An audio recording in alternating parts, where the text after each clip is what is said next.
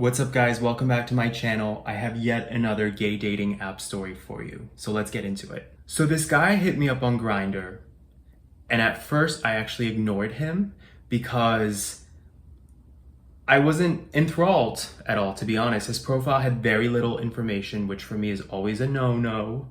I need to know what I'm getting myself into. And the one picture I had to go off of what he looked like, I just wasn't really that interested. About a week later, he reached out again. So I like persistence. I like people who make an effort. So I was like, all right, let me talk to this guy. He proceeds to send me a few more pictures of himself. Not like controversial, not XXX pics by any means, but just more like, you know, head and shoulders type photos. We keep talking. And I'm like, he's actually not only cute, but he's intelligent and he's inquisitive. And this is a really nice banter. So back and forth for I would say about half an hour, we keep talking and I'm like, I'm actually kind of getting charmed by this guy. Like I did not expect this. And it goes to show you how many chances we miss out on by just not giving somebody the time of day, right? So we keep talking back and forth. And eventually he asked me to hop off grindr and connect on Instagram. Now, some of you know how I feel about connecting on socials, but I guess because at that point we'd been talking for about half an hour, and also again, his profile was very limited, I didn't mind playing internet sleuth for a second and just getting more context on the bigger picture of this guy by checking out his Instagram. So I don't know, it depends on the day. I guess that day I didn't care and I was like, sure, fine, we can connect on Instagram. I become even more charmed by him once I see his Instagram because it's very little selfies and it's mostly travel pictures to interesting places. So I'm like, okay, this guy has really piqued my curiosity here. And so now we're talking back and forth on Instagram, and out of nowhere, he goes, by the way, just so you know, I'm not looking for anything serious right now. And it totally threw me off because A, I hadn't mentioned anything about seeking a serious relationship. I mean, I said a few cheeky things here and there about like, hey, you can find out more about me on a first date. But mostly I was thrown off because I thought, why put up that barrier? You've asked me to hop off one app to connect elsewhere. We've been talking back and forth for half an hour. None of our conversation has been remotely sexual. So in the moment I was like, this is a guy who just wants to set a barrier because maybe he's afraid to connect further. Maybe he realizes I'm not another fuckboy in Miami.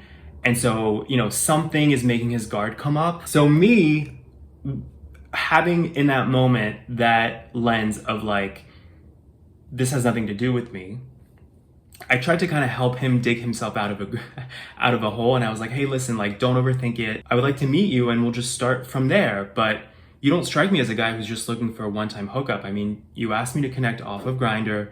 We're now talking, we've been talking for like half an hour now, back and forth.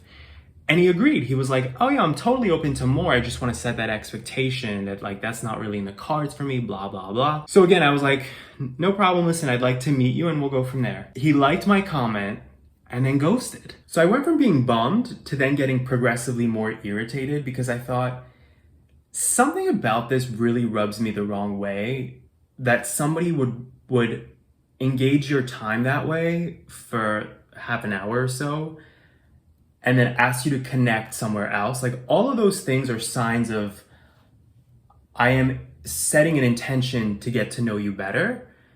And to put that wall up, it feels almost manipulative to me, or even like kind of degrading. And the sad part is when you put a wall up like that, the natural response in another person is going to be for them to put their guard up, right?